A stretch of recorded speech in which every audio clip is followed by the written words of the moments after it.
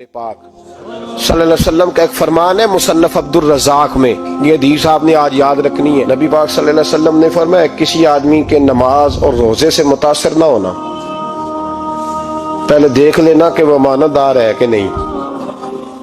کسی کے نماز روزے سے متاثر نہیں ہونا، پہلے دیکھ لینا کہ دیانت دار ہے کہ دیکھنا لوگوں کی جیبوں پہ کتنی نظریں ڈالتا ہے۔ فرمایا بہت سارے نماز روزے والے دھوکے بازی کرتے ہیں، دیانتی نہ کریں، اپنے عہدے کا پاس رکھیں، اپنے منصب کا خیال رکھیں۔ عہدہ جس جگہ آپ موجود ہیں آپ کی ذمہ داری ہے۔ میرے رسول پاک صلی اللہ علیہ وسلم نے فرمایا ہر بندہ تم میں سے نگران ہے، اور جو اس کی رعایا ہے اس کے بارے میں اس نے جواب دینا ہے۔ کبھی بھی بددیانتی نہ کریں۔ ہم لوگوں کا پہلے اعتماد حاصل کرتے ہیں، پھر اس اعتماد کو ٹھیس پہنچاتے ہیں۔ اس کا نقصان پتہ کیا ہوتا ہے؟ دنیا میں سب سے کمزور شخص وہ ہوتا ہے جس پر کوئی اعتبار نہیں کرتا۔ جس کا اعتماد ضائع ہو جائے وہ آدمی بکھر جاتا ہے۔ کبھی بھی دھوکہ دہی کی پالیسی نہ بنائیں۔ ہم لوگوں سے مفادات لینے کے لیے اپنے رویے میٹھے کرتے ہیں، اور جب کام نکل جاتا ہے پھر ہمارے رویے بدل جاتے ہیں۔ یہ دھوکہ ہے، یہ بددیانتی ہے۔ اس کو اللہ رسول نے پسند نہیں کیا۔ میرے نبی پاک علیہ السلام نے فرمایا جس میں تین باتیں پائی جائیں وہ تو منافق ہے۔ اگرچہ علماء کہتے ہیں یہاں منافق اعتقادی مراد نہیں، منافق عملی مراد ہے، لیکن حضور نے فرمایا منافق ہے۔ یا رسول اللہ کون؟ فرمایا وہ بندہ جب بات کرے تو جھوٹ بولے، جب وعدہ کرے تو مخالفت کرے، جب امانت رکھی جائے تو بددیانتی کرے، یہ تو بندہ منافق ہے۔ حضرت ابو نور علیہ رحمہ نے لکھا ہے، فرماتے ہیں محمود غزنوی کا دور تھا تو ایک آدمی محمود غزنوی کے پاس نا اپنا کیس لے کے آیا، مدعی بن کے آیا۔ اس نے کہا بادشاہ میرا کیس بڑا نرالا ہے۔ بادشاہ سلامت نے کہا وہ کس طرح؟ کہنے لگا یہ میرے پاس ایک تھیلی ہے، میں نہ سفر پہ جانے لگا تو یہ تھیلی پوری ہیروں کی بھری ہوئی، فلاں علاقے کے جو قاضی صاحب ہے نا، میں جاتی دفعہ میں کہیں سفر پہ جا رہا تھا تو میں ان کے پاس چھوڑ گیا کہ راستہ لمبا ہے، کہیں کوئی مجھ سے چھین نہ لے، ہیروں کی بھری ہوئی تھی۔ کچھ دنوں کے بعد میں واپس آیا ہوں، قاضی صاحب نے مجھے تھیلی واپس کی ہے تو اس میں ہیروں کی بجائے کھوٹے سکے نکلے۔ اب میں نے قاضی صاحب سے کہا ہے تو قاضی صاحب تو میرے گریبان تک آتے ہیں، وہ کہتے ہیں بتا کہیں سے پھٹی ہے، کھلی ہے؟ وہ جس طرح ٹانکے لگا کے تو نے سی تھی اسی طرح لگے ہوئے ہیں کہ نہیں؟ تو حضور لگے بھی بالکل اسی طرح ہے، نہ پھٹی ہے نہ کھلی ہے۔ اب میں لٹ گیا ہوں، میری کل عمر کی کمائی ضائع ہو گئی، کھوٹے سکے کہاں اور ہیرے کہاں؟ تو مہربانی کریں، اور آپ کی بارگاہ میں اللہ رسول کے نام پر حلف دیتا ہوں کہ میں ہوں بالکل سچا۔ محمود غزنوی کہنے لگے تو جا، تھیلی چھوڑ جا، اور جب میں تجھے بلاؤں گا پھر دوبارہ آنا۔ وہ شخص چلا گیا۔ محمود غزنوی اٹھے، دربار برخاست کیا، لوگوں سے کہنے لگے چلے جاؤ میں 3 دن کے لیے سیر کرنے جا رہا ہوں، 3 دن کے بعد لوٹوں گا۔ اکیلے جب رہ گئے نا محمود دربار میں تو محبوب نے چھری منگائی۔ وہ جس تخت پہ بیٹھتے تھے وہاں گدا بچھا ہوا تھا، یہ گدا پڑا ہے نا، وہ گدا بچھا ہوا تھا۔ محمود نے چھری کے ساتھ اس کو پھاڑ ڈالا اور چھری جیب میں رکھی نکل گئے۔ کہنے لگے میرے بعد کوئی میرے دربار والے احاطے میں داخل نہ ہو۔ محمود چلے گئے۔ اب وہ صفائی کرنے والا جب آیا نا، اس نے آ کے دیکھا تو گدا تو پھٹا ہوا ہے۔ اس نے شور ڈال دیا، پہرے دار بھی آ گئے، فلاں صاحب بھی آ گئے، فلاں صاحب۔ اس نے کہا وہ خدا کے بندو اس کا گدا پھٹ گیا ہے، وہ تو مار ڈالے گا۔ اس نے کہا تھا سوائے صفائی اور نگرانی والے کے دوسرا آئے کوئی نہ، اور یہاں آیا بھی کوئی نہیں، پہلے دن ہی پھٹا ہوا ہے تو لٹکا دے گا سب کو، کیا کریں؟ شور ہو گیا، سارے دربار کے ملازمین اکٹھے ہو گئے۔ ایک بندہ بولا، کہنے لگا فکر نہ کرو، میں کیسے بندے کو جانتا ہوں، اس طرح سیے گا کہ جس نے پھاڑا ہوگا اسے بھی پتہ نہیں چلے گا کہاں سے پھٹا تھا، ایسا بہترین رفو کرے گا کہ پتہ بھی۔ اس نے کہا یار ہم سارے ایک مہینے کی تنخواہ دیتے ہیں، تو بندہ بلا۔ وہ بلا لیا اس کو، اس کا نام محمد رفو گر تھا۔ وہ آیا، اس کو گدا دکھایا، اس کا یار اس طرح سینہ پتہ نہ چلے۔ اس نے کہا فکر ہی نہ کرو، میں بڑا کاریگر ہوں۔ بڑے بڑے کاریگر لوگ نہیں ہمارے ملک میں پائے جاتے، کوئی نشان چھوڑتے ہیں پیچھے؟ بڑے کاریگر کا پیسے ہونے چاہیے، بڑے بڑے کاریگر بندے۔ آپ یقین کریں ایسا ایسا فلسفہ، یہ عمرہ عبادت ہے نا، سرکار دو عالم صلی اللہ علیہ وسلم کی بارگاہ کی حاضری بڑی نعمت ہے نا۔ تو سعودی گورنمنٹ نے پابندی لگا دی، خیر ان کی بھی زیادتی ہے، اس طرح کی پابندیاں شریعت اسلامیہ میں جائز نہیں۔ اللہ کے گھر مسلمان جب چاہے جا سکتا ہے، لیکن وہ کہتے ہیں جی 2000 ریال دے جس نے 2 سال بعد بھی آنا ہے۔ انہوں نے پابندی لگائی تو ہمارے ایجنٹوں نے بھی کئی خاص ٹریننگ حاصل کی ہوئی ہے، پتہ نہیں کہاں سے سیکھ کے آئے، انہوں نے بھی رستہ نکال لیا۔ ایک صاحب سے میں نے کہا کہ جناب وہ 2000 ریال لگ گیا تو کیا کرنا ہے؟ کہنے کوئی مسئلہ نہیں، پاسپورٹ نواں بنوا لو، گنجائش ہے، یعنی ہر شے کا حل ہے۔ تو میں نے کہا یار اب عمرہ کرنے جاتے وقت بھی بندہ دھوکہ دے کے جائے، اللہ کے گھر جاتے وقت بھی اس طرح کی حرکت کرے، کیا حال ہو گیا؟ ہر چیز کا لوگوں نے حل نکال لیا، ہر چیز کا لوگوں نے سٹائل بنا لی۔ ایسا نہ کریں، یہ درست نہیں۔ احمد رفو گر کہنے لگا اس طرح سیوں گا کہ پھاڑنے والے کو بھی پتہ نہیں۔ ان کا پیسے لے یار تو سی دے۔ اس نے سی دی، اگلے شام ہی لا کے بچھا دیا گدا۔ تیسرے دن بادشاہ سلامت آئے، آ کے پہلی نظر گدے پہ ڈالی، اس نے بلایا سب ملازمین کو، کہا کس نے سیا ہے؟ کہا جناب کیا ہوا؟ کہا یہ پھٹا ہوا تھا۔ کس نے؟ کہا نہیں پھٹا ہی نہیں۔ وہ کہنے لگے بنو مت، میں خود پھاڑ کے گیا تھا۔ تو بتاؤ صحیح سیا کس نے ہے؟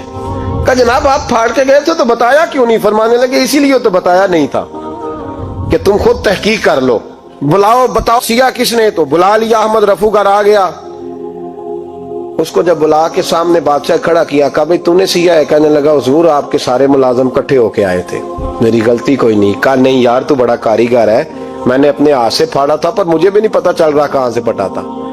اچھا یہ بتا یہ تھیلی جو ہے یہ بھی تو نے سی تھی؟ اس نے کہا جی آپ کے خادم کا ہی کارنامہ ہے، وہ فلانے علاقے کے قاضی صاحب آئے تھے، اس میں سے ہیرے نکال کے تو کھوٹے سکے بھرے تھے، تو مجھے بھی تھوڑا سا حصہ ملا تھا۔ محمود نے سارے گواہ بھی اکٹھے کر لیے، ثبوت بھی اکٹھے کر لیے۔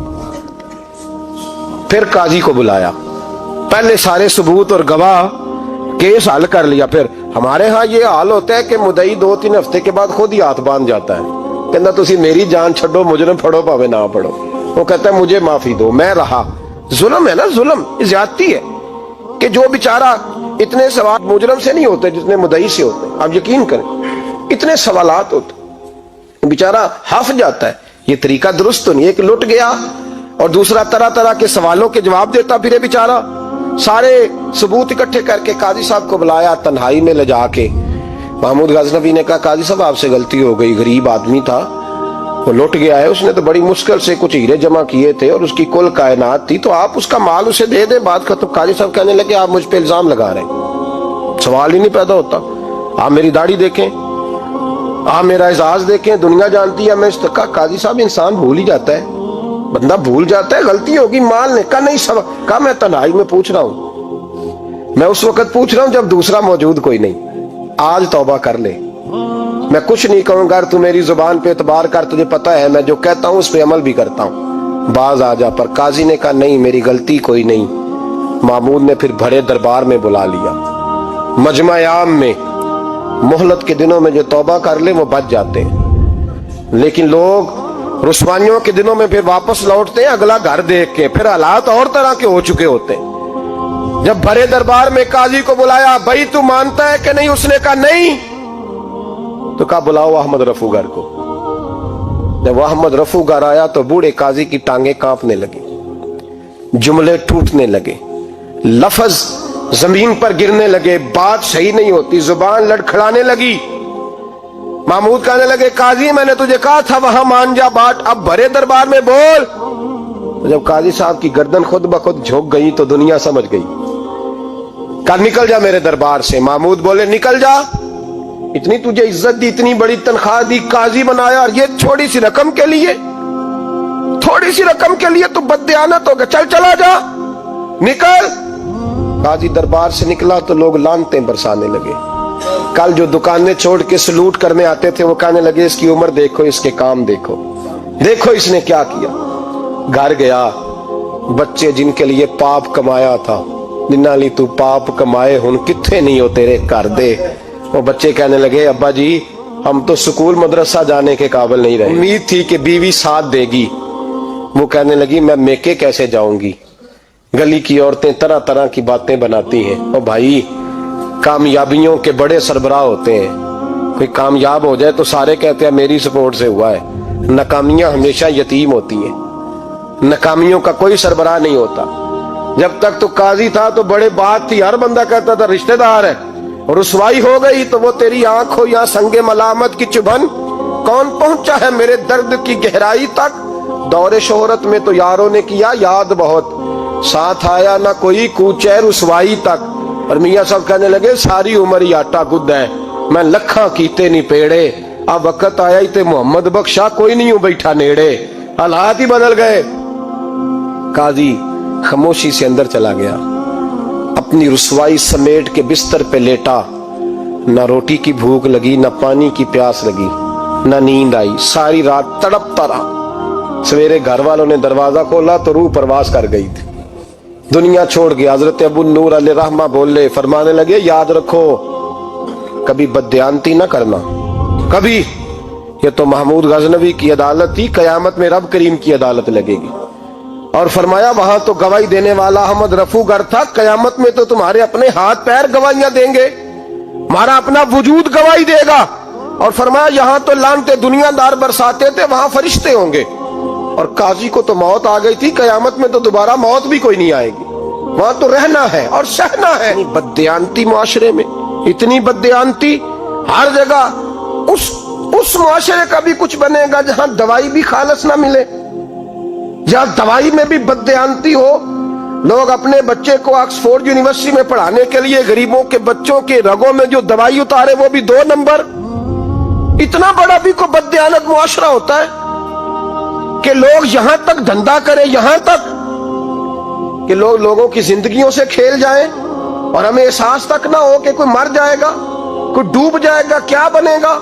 और जिसने वो रजिस्टर की दवाई की, उसने 2-4 लाख रुपया लिया और उसने ये नहीं सोचा कितने इंसान मेरी वजह से मरेंगे।